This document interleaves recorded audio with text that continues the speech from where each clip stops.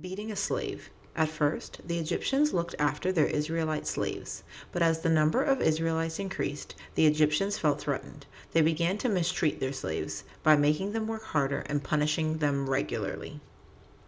Moses warns Pharaoh. After so long in the land of Midian, Moses said goodbye to his father-in-law Jethro and set off for Egypt, just as God had told him. He took his wife and sons.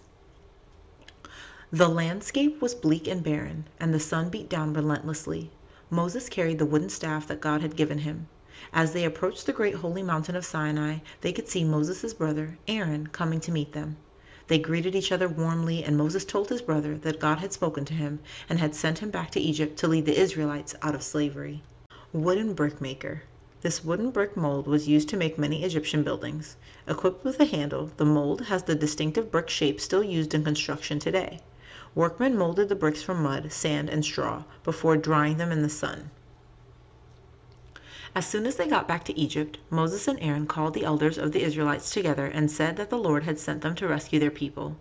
When they heard this, and that the Lord was concerned about their misery, the elders bowed down to worship. Then Moses and Aaron went to Pharaoh in his splendid court. "The Lord, the God of the Israelites, has spoken to us," they said. "He told us to take his people into the desert to offer sacrifices to him. If we do not do this, he may strike you all with plagues or with the sword." Pharaoh was angry. "Who is this Lord that I should obey and let the Israelites go?" he shouted. "Why are you keeping them from their work?" Incensed, he summoned his chief slave drivers and ordered them to make the Israelites work even harder. From now on, they were not to be given straw to make the bricks, and so the slaves were forced to scavenge in the fields for any stubble they could find.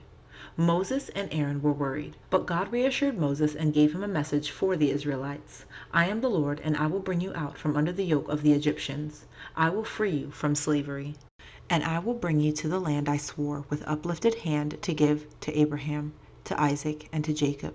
The Israelites listened in disbelief. God told Moses to go back to Pharaoh. "Say everything I command you, and your brother Aaron is to tell Pharaoh to let the Israelites go out of this country." And Moses and Aaron did as the Lord had told them. But still, Pharaoh would not listen. So then Moses told Aaron to throw down his wooden staff. As it touched the ground, it became a serpent. Not to be outdone, Pharaoh called his wise men and told them to throw down their staffs too. At once they turned into a mass of serpents. But Aaron's snake opened his mouth and swallowed the other snakes with relish. Pharaoh watched but was not impressed. Then God said to Moses, "Go to the Nile tomorrow and wait for Pharaoh. Strike the water with the staff, and the water will turn to blood." Moses and Aaron did as the Lord had said, and the Nile became a river of blood. It was a terrible sight, but it was not just the Nile that turned red. Blood filled the streams, the ponds, and the reservoirs. Pharaoh watched, unmoved. He returned to his palace without a backward glance. Serpent God. The Egyptians worshipped a variety of gods, including the serpent god Sito. It is a symbolic moment when Aaron's serpent eats up the Egyptian serpents. This is a sign that God has control over the Egyptian gods. They are far less powerful than the Lord. Understanding the story. The Lord's miracles and Aaron's appointment as spokesman combine to make Moses accept the role God offers him. But the Israelites' treatment under the Egyptians gets even worse when Moses asks the Pharaoh to let them go. Moses' staff, or the shepherd's crook, is called the staff of God in the Bible. For Moses, it symbolizes God's power, demonstrated when it becomes a serpent and turns the Nile's waters to blood. He may strike you all with plagues or with a sword. Nile. The Nile River was the lifeblood of ancient Egypt. The annual flooding of the river made the soil on its banks very fertile, meaning that fruit and vegetables could grow there. Boats carried people and goods along the river. The plagues of Egypt. 7 days passed, and still Pharaoh would not release the Israelites. Moses and Aaron, after speaking with the Lord again, pleaded with Pharaoh, telling him that the Lord would send a plague of frogs if he did not let the slaves go. But Pharaoh did not listen. So the next day Aaron held his wooden staff over the Nile, as God had commanded, and suddenly a great croaking sound came from the river. An army of frogs emerged from the waters, hopping out in their thousands, up the banks and over the land, covering it like a shiny green carpet. They swarmed everywhere, even into Pharaoh's palace, as the guards watched in horror. They jumped by Pharaoh's feet and on his throne.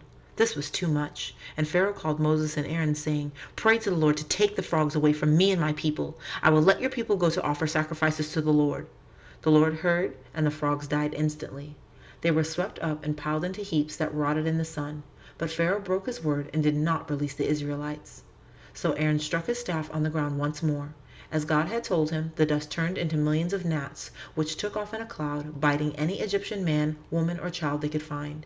Pharaoh's magicians went to him, swiping the dreadful insects away, and said, "This is the finger of God." But although he had been bitten badly himself, Pharaoh would not release the Israelites. Then Moses went to Pharaoh again, telling him that the Lord would send a swarm of flies next. They would plague the Egyptians and their animals, but would not bother the Israelites. And the next day a dense black cloud of flies appeared, blotting out the light. At this, Pharaoh relented and said to Moses and Aaron, "Go, sacrifice to your God here in this land." But Moses replied, "No, the sacrifices we offer to the Lord, our God, would be detestable to the Egyptians. We must make a 3-day journey into the desert to offer our sacrifices there." Pharaoh agreed, and the flies died immediately. Again Pharaoh went back on his word, and so the Lord sent a terrible disease that killed all the Egyptians' livestock. But Pharaoh would not let the Israelites go. Then the Lord said to Moses and Aaron, "Take handfuls of soot and toss them high in the air in front of Pharaoh. It will drop as fine dust all over Egypt and give everyone terrible boils." The brothers did as he said, and everyone, except for the Israelites, broke out in boils. Pharaoh himself was covered in boils, but still he would not relent. Next the Lord sent a violent storm, with hailstones as big as rocks, and after that a plague of locusts that devastated the country, gobbling up the crops and stripping the leaves from the trees. Again Pharaoh said he would let the Israelites go, but again he broke his promise. And then the Lord said to Moses, "Stretch out your hand toward the sky so that darkness will be spread all over Egypt." Moses did as he was told, and the sun went out, blanketing the whole country except for the area where the Israelites lived. Pharaoh summoned Moses and Aaron again. When they finally found him in the pitch black, Pharaoh said, "Go worship the Lord. Even your women and children may go with you, but leave your flocks and your herds behind." Moses protested at this, saying they needed to take their animals with them to be used as sacrifices. Infuriated, Pharaoh changed his mind, shouting, "Get out of my sight! If I ever see you again, I will kill you." Understanding the story. In Hebrew, plague means lash or blow, so God's plagues are clearly punishments. As plague after plague is unleashed, the Egyptians are left in turmoil. They worship the sun in a variety of forms, which is why the plague of darkness is terrifying to them. Still, the Pharaoh refuses to release the Israelites.